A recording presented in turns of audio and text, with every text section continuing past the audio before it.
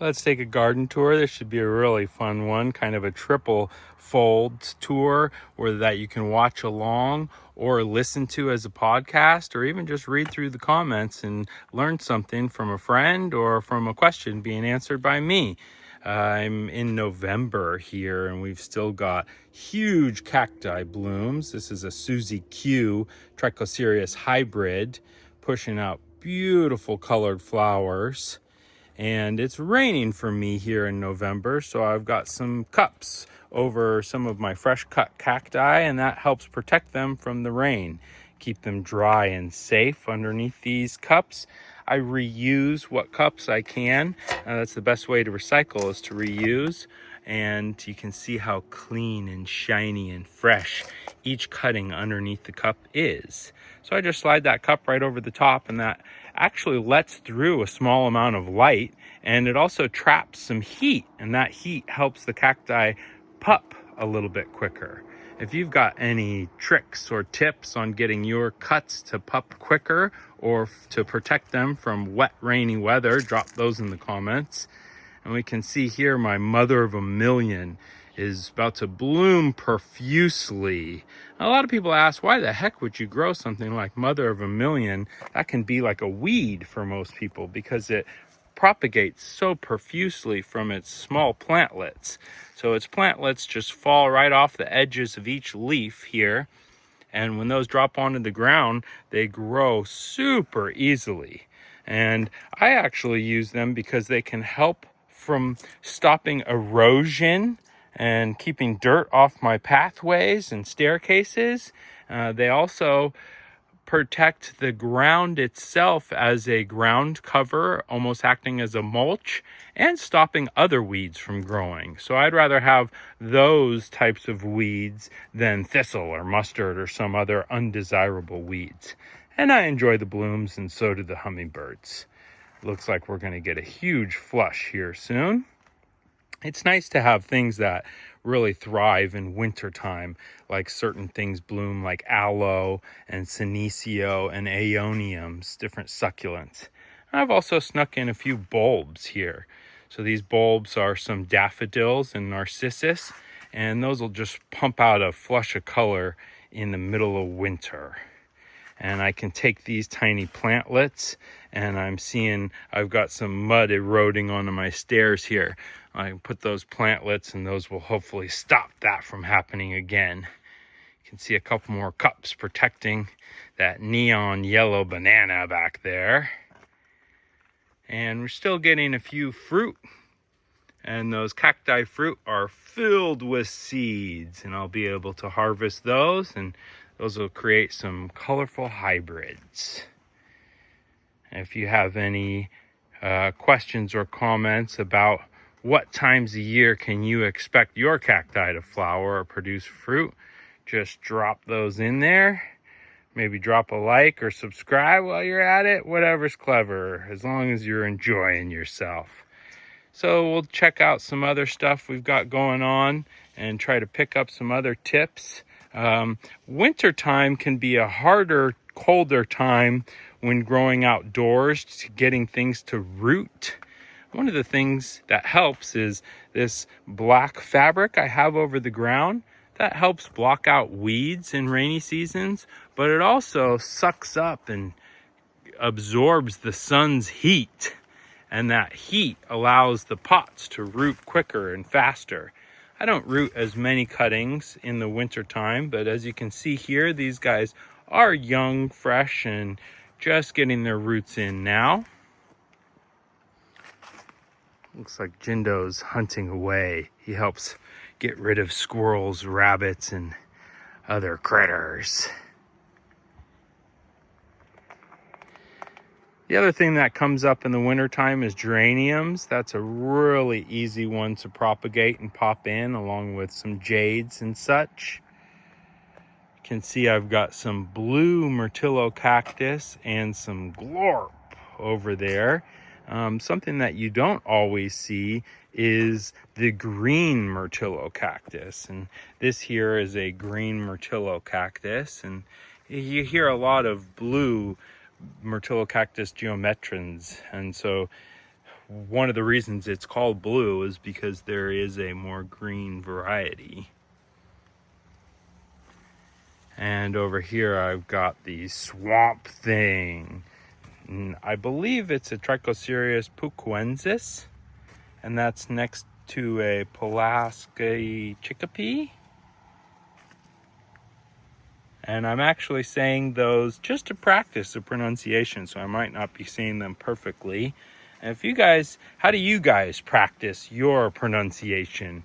With friends, family, or other cacti collectors? It can be tricky to practice your pronunciation when you don't have a lot of cacti friends nearby.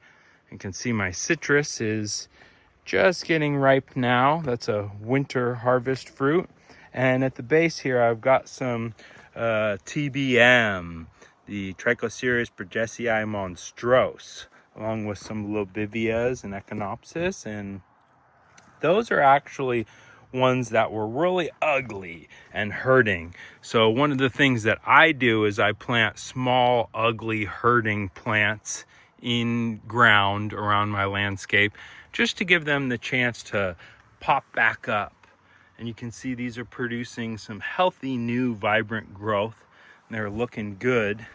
But maybe if we look down at the base, you can see they were kind of ugly to begin with. And that's one of the things that I do, is try to keep the ugly plants and get them to revive and grow back and look pretty, rather than selling the ugly ones and keeping the pretty ones. But that's different for everyone. What do? Do you keep your prettiest cuts and get rid of the ugly ones so your collection looks pristine? You can see this Trichocereus chilensis here. Really a nice one. It was actually a piece that was dehydrated and a bit too long and tall for me to plant upright. It broke off of one of my other stands, and so I've laid it on the side here and allowed it to grow log style. Log style really benefited it because it's got so many pups coming up off of the side there, but I can tell this one here and the other are leaning just a bit. And when they start to lean like that, that's usually when I will cut them myself rather than have them fall and get damaged. I'd rather cut them and get that clean, pretty growth unscathed. And growing in around these are some tangerine dreams. Really a cool spreading plant. It looks a lot like an aloe, but it is not an aloe. And cut off of those very same TBM are a couple of grafts right here doing well. You can see I've utilized tons of cups on some of my fresher grafts and some of my fresher cuts off of grafts. Now sometimes when you degraft a cutting, you'll remove it entirely. So by degrafting, it's like this had two full-grown cacti on it, this graft, and I cut and removed it completely down at the base to let this one grow. But in other times, you'll go ahead and leave a section of that base. Now you want to leave at least an inch so that it pups properly, but I've actually found leaving a longer section than an inch provides enough energy for it to produce multiple pups. So we can see some of these longer, bigger sections that I've left are able to produce much larger cacti. And some of these shorter 1 inch or so pieces that have been left behind just produce one pup. So a larger cacti base, even though it has that larger root stand, the scion is able to produce more pups. I've got some fresh grafts here that I'm happy to see pupping. TBMD is just putting some pups out. And I did lose a couple of those due to receiving rain and not being covered. So I'm really happy that I've got my stuff covered up today. It's always key to be prepared. This is a really pretty one here that I kind of want to check out. It's Super Pedro times Shark. One of the things I like about it is its powdery blue skin and the patterns that it gets in between its ribs, almost getting a little bit of a V shape and checkerboard to it. Really a unique, pretty cross. Now, just like in cannabis, the different crosses sometimes keep the mother and father's name, and sometimes it receives its own unique name.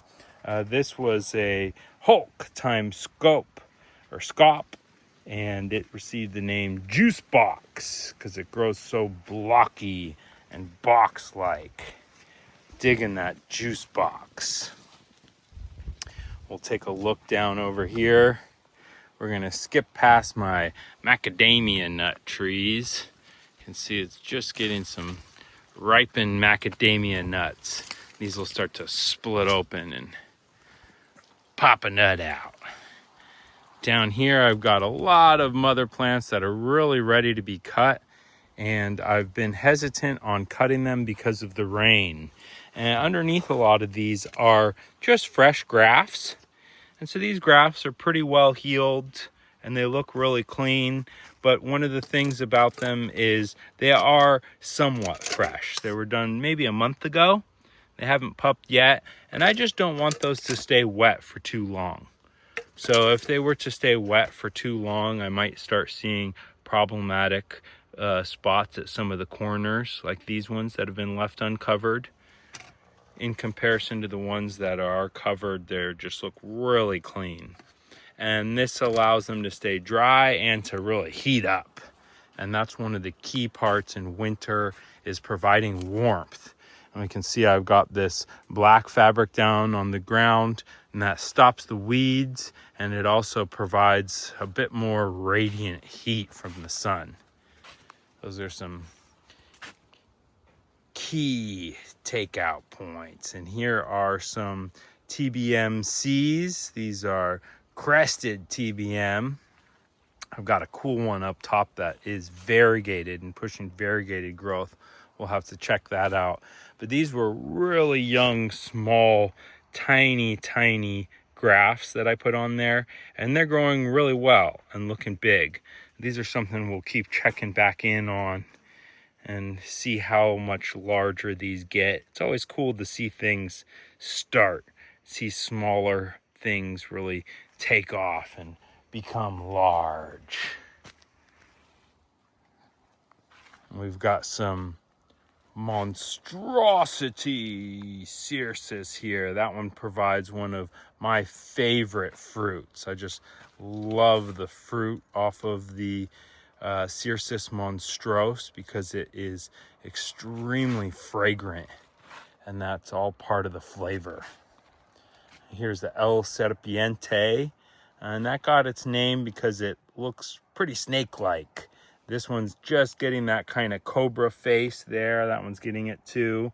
And once they get to about that height, about 8 inches or so, they'll start to terminate out and put out a totally different shape. When they're grafted, they don't put out quite the unique funk as when they're grown on their own roots.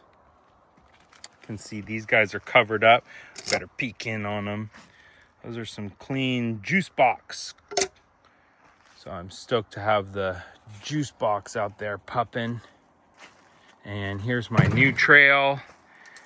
It's really settling in from the rain. I'm happy about that, and that'll receive a bunch of fresh new dirt, and that's kind of a way to terraform. So one of the ways I terraform here is just by putting branches, leaves, and weeds that I pull, and to create something that is a hugelkultur or lasagna gardening tech. And we can see that happening back here, and that helps level out the platform that is up on top, and that will receive dirt and slowly become more of a leveled area. Like here, I'm working on a hillside, so that's just one of the ways that I terraform. I built this staircase myself, and it's not perfect, but it sure does do the trick. And we'll check out these crested TBM. These are really cool. These are grafted onto a long form. And I love this one over here because it's got that variegated section. You can see that tiny bit of yellow. And it got a little bit of snail damage right here. And that kind of is what pushed this variegated coloration out of it.